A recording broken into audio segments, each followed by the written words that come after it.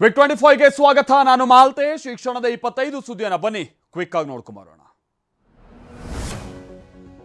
AICC ಅಧ್ಯಕ್ಷ ಮಲ್ಲಿಕಾರ್ಜುನ ಖರ್ಗೆ ಲೋಕಸಭಾ ವಿಪಕ್ಷ ನಾಯಕ ರಾಹುಲ್ ಗಾಂಧಿ ಬೆಳಗಾವಿಗೆ ಆಗಮಿಸಿದ್ದಾರೆ. ರಾಜ್ಯ ಕಾಂಗ್ರೆಸ್ ಉಸ್ತುವಾರಿ ಸುರ್ಜೇವಾಲಾ, ಕೆಸಿ ವೇಣುಗೋಪಾಲ್ ಸೇರಿದಂತೆ ಪಕ್ಷದ ಪ್ರಮುಖ ನಾಯಕರು ಸಾಮ್ರಾ ಏರ್ಪೋರ್ಟ್ಗೆ ಬಂದಿಳಿದಿದ್ದಾರೆ. ಬೆಳಗಾವಿಯಲ್ಲಿ ನಡೀತಾ ಇರುವ ಎಐಸಿಸಿ ಅಧಿವೇಶನದ ಹಿನ್ನೆಲೆಯಲ್ಲಿ ಟಿಳಕವಾಡಿಯಲ್ಲಿರುವಂತಹ ವೀರಸೌಧದಲ್ಲಿ ಮಹಾತ್ಮ ಗಾಂಧಿ ಪ್ರತಿಮೆಯನ್ನ ಅನಾವರಣಗೊಳಿಸಲಾಗಿದೆ. ಸಿಎಂ ಸಿದ್ದರಾಮಯ್ಯ ಗಾಂಧಿ ಪ್ರತಿಮೆಯನ್ನ ಅನಾವರಣಗೊಳಿಸಿದ್ದಾರೆ. ಬಳಿಕ ಕಾಂಗ್ರೆಸ್ ನಾಯಕರ ಫೋಟೋ ಸೆಷನ್ ನಡೆಯಿತು.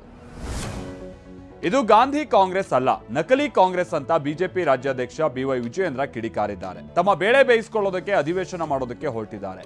ಗಾಂಧಿ ಬಗ್ಗೆ ಮಾತನಾಡುವ ಯೋಗ್ಯತೆ ನಕಲಿ ಕಾಂಗ್ರೆಸ್ಗೆ ಇಲ್ಲ ಅಂತ ಆರೋಪಿಸಿದ್ದಾರೆ. ಕಾಂಗ್ರೆಸ್ ಮಹಾ ಅಧಿವೇಶನ ವಿರೋಧಿಸಿ ಧರಣಿ ಹಮ್ಮಿಕೊಂಡಿದ್ದೀವಿ ಅಂತ ವಿಜಯೇಂದ್ರ ಮಾಹಿತಿಯನ್ನ ಹಂಚಿಕೊಂಡಿದ್ದಾರೆ. ಫ್ಲೆಕ್ಸ್ಗಳಲ್ಲಿ ಭಾರತದ ಮುಕುಟವನ್ನೇ ಕಾಂಗ್ರೆಸ್ ಬಿಟ್ಟು ಬಿಟ್ಟಿದೆ. ಭಾರತದ ನಕ್ಷೆಯನ್ನ ಬದಲಿಸಿ ದೇಶಕ್ಕೆ ಅನ್ಯಾಯ ಮಾಡ್ತಿದ್ದಾರೆ ಅಂತ ಆರೋಪಿಸಿದ್ದಾರೆ. ಅಂದಿನ ಕಾಂಗ್ರೆಸ್ಸೇ ಬೇರೆ, ಇವತ್ತಿನ ಕಾಂಗ್ರೆಸ್ಸೇ ಬೇರೆ ಅಂತ ಸಿಟಿ ರವಿ ಕಿಡಿಕಾರಿದ್ದಾರೆ. ಒಮ್ಮೆ ಮಾತ್ರ ಕಾಂಗ್ರೆಸ್ ಅಧಿವೇಶನದಲ್ಲಿ ಗಾಂಧಿ ಭಾಗವಹಿಸಿದ್ರು. ಈಗಿನದು ಗಾಂಧಿ ಕಾಂಗ್ರೆಸ್ ಅಲ್ಲ, ಗೂಂಡಾ ಕಾಂಗ್ರೆಸ್ ಅಂತ ಬೆಂಕಿ ಉಗುಳಿದ್ದಾರೆ. ಮೊಟ್ಟೆ ದಾಳಿ ಅವನದ್ದೇ ಪ್ರಾಯೋಜಿತ ನಿರ್ದೇಶನ ಅನ್ನೋ ಮೂಲಕ ಮುನ್ರತ್ನ ವಿರುದ್ಧ ಹನುಮಂತರಾಯಪ್ಪ ಏಕವಚನದಲ್ಲೇ ವಾಗ್ದಾಳಿಯನ್ನ ನಡೆಸಿದ್ದಾರೆ. ಬೆಳಗಾವಿಯಲ್ಲಿ ಟಿವಿ9 ಜೊತೆ ಮಾತನಾಡಿದ ಕೈ ಮುಖಂಡ, ಮುನ್ರತ್ನ ರೌಡಿ, ಅವನ ಅಣ್ಣ ಕೊರಂಗು ರೌಡಿ, ಮುನ್ರತ್ನ ರೌಡಿಸಂ ಮಾಡಿ ನಕಲಿ ಬಿಲ್ಲನ್ನ ಸೃಷ್ಟಿಸಿದಾತ ಅಂತ ಕಿಡಿಕಾರಿದ್ದಾರೆ. ಬಿಜೆಪಿ ಶಾಸಕ ಮುನ್ರತ್ನ ಮೇಲಿನ ಮೊಟ್ಟೆ ದಾಳಿ ಬಗ್ಗೆ ವಿಪಕ್ಷ ನಾಯಕ ಅಶೋಕ್ ಪ್ರತಿಕ್ರಿಯಿಸಿದ್ದಾರೆ. ದಾಳಿಯನ್ನ ನಾನು ಖಂಡಿಸ್ತೀನಿ. ಕಾಂಗ್ರೆಸ್ ಶಾಸಕರ ಮೇಲೆ ಹತ್ಯೆ ಮತ್ತು ಅತ್ಯಾಚಾರ, ಭ್ರಷ್ಟಾಚಾರ ಕೇಸ್ಗಳಿದೆ. ಅವರಿಗೆಲ್ಲ ಬಿಜೆಪಿಯವರು ಮೊಟ್ಟೆ ಹೊಡೆದಿದ್ದಾರಾ ಅಂತ ಪ್ರಶ್ನಿಸಿದ್ದಾರೆ. ಲಕ್ಷ್ಮೀ ಹೆಬ್ಬಾಳ್ಕರ್ ಆರೋಪದ ವಿಚಾರವಾಗಿ ಕಾನೂನು ಹೋರಾಟ ಮಾಡೋದಾಗಿ ಬಿಜೆಪಿ ಎಂಎಲ್ಸಿ ಸಿಟಿ ರವಿ ಹೇಳಿದ್ದಾರೆ. ಚಿಕ್ಕಮಗಳೂರಿನಲ್ಲಿ ಮಾತನಾಡಿದಂತ ರವಿ, ಕಾನೂನಾತ್ಮಕ ಮತ್ತು ರಾಜಕೀಯವಾಗಿ ಹೋರಾಟವನ್ನ ಮಾಡ್ತೀನಿ, ನಮ್ಮ ಪಕ್ಷದ ನಾಯಕರೊಂದಿಗೆ ಚರ್ಚಿಸ್ತೀನಿ ಎಂದಿದ್ದಾರೆ. ಮೈಸೂರಿನ ರಸ್ತೆಗೆ ಸಿದ್ದರಾಮಯ್ಯ ಹೆಸರಿಡುವ ಬಗ್ಗೆ ಪ್ರತಾಪ್ ಸಿಂಹ ಸ್ವಾಗತಿಸಿದ್ದರು. ಈ ಬಗ್ಗೆ ಬಿಜೆಪಿ ಹಿಂದುಳಿದ ಮೋರ್ಚಾದ ಅಧ್ಯಕ್ಷ ಕೌಟಿಲ್ಯ ರಘು ಕಿಡಿಕಾರಿದ್ದಾರೆ. ಪ್ರತಾಪ್ ಸಿಂಹ ಬಕೆಟ್ ಹಿಡಿಯೋದನ್ನ ಮೊದಲು ನಿಲ್ಲಿಸಲಿ, ನಿನ್ನೆ ಬಕೆಟ್ ಹಿಡಿಯೋ ಹೇಳಿಕೆ ನೀಡಿದ್ದಾರೆ ಅಂತ ಲೇವಡಿ ಮಾಡಿದ್ದಾರೆ. ಮಹಾರಾಜರನಂತ ಮೈಸೂರಿಗೆ ಅತಿ ಹೆಚ್ಚು ಕೊಡುಗೆ ಕೊಟ್ಟಂತವರು ಸಿದ್ದರಾಮಯ್ಯ ಅಂತ ಕಾಂಗ್ರೆಸ್ ಶಾಸಕ ಹರೀಶ್ ಗೌಡ ಹೇಳಿದ್ದಾರೆ. ಕೆಲವರು ಹೊಟ್ಟೆ ಕಿಚ್ಚಿನಿಂದ ರಸ್ತೆಗೆ ಸಿದ್ದರಾಮಯ್ಯ ಹೆಸರಿಡೋದಕ್ಕೆ ವಿರೋಧ ಮಾಡ್ತಿದ್ದಾರೆ. ಮನಸ್ಸು ಶುದ್ಧಿ ಇಲ್ಲದವರು ಸಿದ್ದರಾಮಯ್ಯ ಹೆಸರನ್ನ ವಿರೋಧಿಸ್ತಾರೆ ಅಂತ ಆರೋಪಿಸಿದ್ದಾರೆ.